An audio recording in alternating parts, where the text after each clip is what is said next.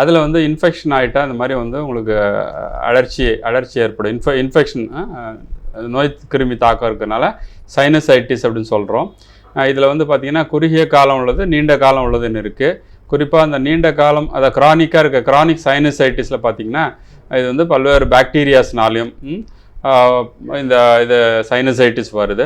இதில் என்னென்னு பார்த்தீங்கன்னா என்ன சிம்டம்ஸ் இருக்கும் அப்படின்னு பார்த்தீங்கன்னா முகத்தில் தலை பாரம் இருக்கும், ரன்னிங் நோஸ் இருக்கும், மூக்கடைப்பு இருக்கும்.